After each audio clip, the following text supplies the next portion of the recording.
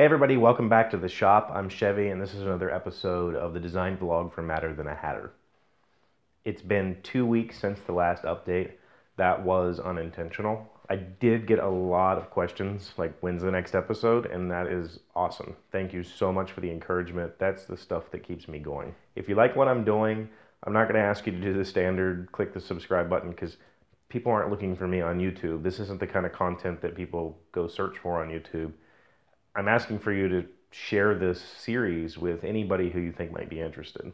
I've received quite a few comments from people saying that they've now designed an idea box or they're using rapid prototyping to start their next design process, and it's really helped them through, and that's excellent. That's why I do this. If I can help somebody, then I feel like I've accomplished my goal. So the more people I can get in front of and the more people I can get involved in the project even, help me with this project. That's going to be, that'd be great. Okay, so 2 weeks ago, I left you with a video that just simply said, Steve Avery's awesome and you should go follow him. I was leaving for the trade show then, and I just wanted to quickly put some ideas down because I wanted people to understand that this game was never intended to be just suits on cards and set collection. I'm working towards a goal. And that goal is a little bit bigger than that. In my head, I knew that if I just took a set of cards that had nothing on them, just suits, and we passed them around, that's a game, like we talked about in the first episode, but it's not a very interesting game because there's really not a whole lot of variety with 36 cards, or 32 cards in this case, with just suits on them. So there needs to be some sort of trickery to keep the game going. So that's where Steven Avery's comment came in. And his comment was simply, you need to have some more known information. I agree. And one way to do that would be to have a river. So the cards would be out in a line, say there's 3 or whatever. So on your turn, you've got your cards and you have to draw and you have to take this card. So that's, you don't draw off the deck anymore, you're drawing from the front of the line, and then these would move, and you get another one out there. So that's cool. That does add something, because now I know, oh, there's a 6 coming, and I have a 6, so if I can get that, oh, it's going to be your turn when that happens, so what do we do? So that adds a little bit, that adds a slight touch of extra information. What I've come up with is a little bit deeper of a system. But first I need to check this. This is iterative. I told you in the beginning that the point of this process, the point of having this deck of cards that's blanks, just blank cards, is that this is a completely iterative process. And just saying that just now, this could literally be a deck of blank cards. I have designed games with cards that are just plain white poker cards that I got from the GameCraft. I work really well visually and seeing how cards flow around the table, but what I need to see is, does this process work? And then we can go from there. So here's the stuff that I've kind of come up with, okay? The Hatter. This is what I want to experiment with. This is a slight variation on what Steven Avery said. If we have this flow of cards coming out, then there needs to be a way to refill it. But I don't want to slow the game down by refilling it constantly, especially since it would come out, like I just showed you earlier, if I've got this river sitting out here like this, and I have to take, the deck's over here, and I have to take this card, now we have to move these down, do this, and not everybody has hands that are as big as mine to be able to do stuff like this. So then it's a group effort to scoot, and it just doesn't work. So I want to try something slightly different. So that's what these notes say right here.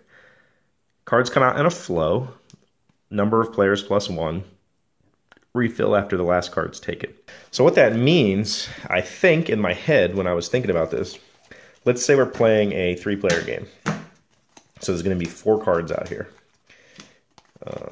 4 cards in a 3-player game. And on my turn, I have my cards. I have to draw this. On your turn, you have your cards. You have to draw this. And on our friend's turn, he has to draw this. Okay, now it's back to me. I have to take this last one. Okay, so do you see what just happened? I think that works really well, actually. Because now this player, it's this player's turn, and they got to see a fresh set. So now he takes this, he takes this, he takes this, I take this, you take this. Now this player is going to get to see a fresh set. So it's kind of like passing the dealer button. So this guy gets to go first, except that the person who got to go first in the round, so say, you know, our friend over here, he gets to go first this round. So he gets a card, I get a card, you get a card, and now he gets the last card. He got the first and last card. So he got maybe a good pick of the 4 cards and the worst pick of the 4 cards, or, you know, however that works out. But in my head, that's way more, for a game like this, that's a lot easier than saying we're going to have a passing round button, because having that extra card out there is almost like having a rotating round button. That last player gets that last card. So that's what that meant. And I think I like that a lot. You just saw it work. I saw it in my head, and I don't work very well out of my head. So I think that's going to work really, really well. I didn't write a whole lot more down, but I have more ideas. So we're going to flip the camera back around and talk some more. I really like that turn mechanic. That is a dealer button without being a dealer button. I think that's going to work really well. So let's talk about the next layer. I think we have a good working system. I'm trying not to get sets. I'm probably going to have 2 card hands. And I didn't take this note in here, but it's in my head. I think I want to do 2 card hands and 1 card face up. So I already have like something to start with, right? And I might even try 1 card hands, but either way, that's going to be completely dependent on the next step. I know that I like this setup. I know that I like seeing what's coming out.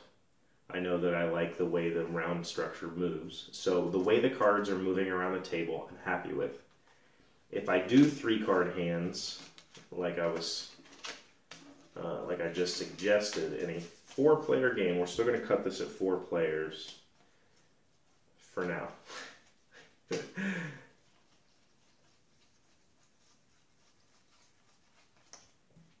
20 cards means 5 turns. I don't mind that. What I'm thinking, the next layer is I'm going to add abilities to the cards. So each of the 8 suits, each of the 8 hats will have an ability. Okay? So on my turn, I have to play a card first and then I draw a card. If you've played Guillotine, I'm thinking pretty much the exact same thing. I have to play a card, I have to draw a card. In this version of the game, I can choose to play a card on myself if I want. Don't have to, I can choose to. And here's where I have some ideas. So let's say the ace suit, the top hats, allows me to change the position of 2 cards. So I can say, oh, I want you to have that, so we'll swap these 2 so that I can get this 30. This is now in my hand. Okay, now it's your turn. You move the back to the front. You can take it, whatever. So just like Guillotine, there'll be some line manipulation abilities. But we can add a whole other layer on top of this. I was having a chat with Ken Grazier after he watched the first few videos of the series, and he said, what if playing a pair lets you do something? Oh, hold on, now I'm listening. I like this idea. So I have to play a pair to be able to use an ability. That's a neat plan. So I might try that version also. The cool part is I could tweak the abilities so that they work either way. Again, this is part of rapid prototyping. Now, I haven't designed these abilities yet. Basically, I need to come up with 8. So before the next video, I'll come up with 8 ideas, and we'll try them, and we'll see how the game plays then. And we'll try it both ways, Ken's way and Steve Avery's way, or the guillotine way, or however you want to look at it. I think there's a lot of potential with that, and it's going to be a quick, easy game to just pick up, put down, walk away from, and go on with your gaming evening. So I really appreciate all the feedback, guys. Keep it coming. Share the videos. Let everybody know about it. I want to get as many people involved as I can, and hopefully at the end of all of this, I can give everybody a copy of the game, because that's ultimately what I want to do.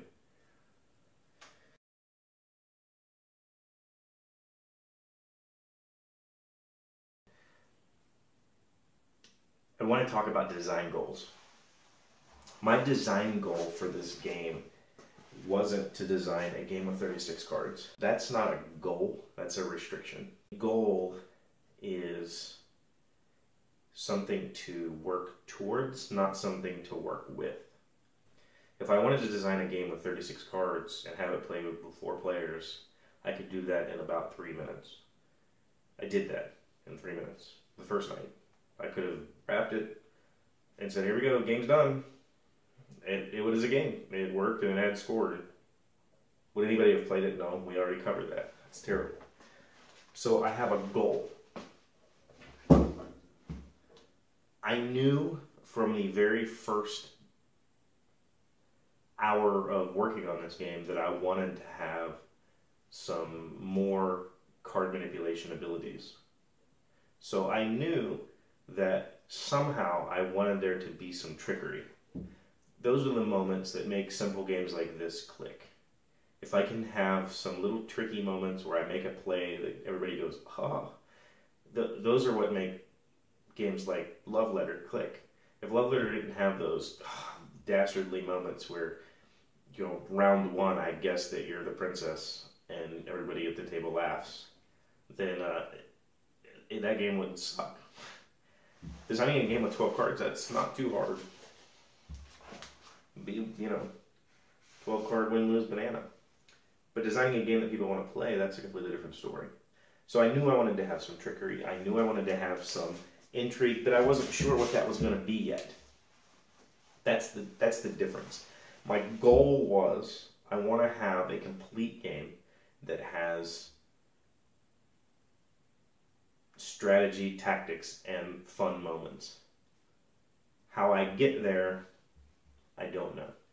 So going through the system of designing the way the cards interact and the way the point scoring, that's the strategy and tactics stuff. Now I have to stick the fun in, and I have to figure out where that comes from. And it was Stephen Avery's comment that really made me go, there it is. Let's bring the cards out in a row, and now I have something to mess with. And now I have some way of jerking with you, which is vitally important in a game like this. So, thanks for sticking with me. Share this with your friends. Tell everybody about it. Let's get more people involved, because your support is what keeps me rolling.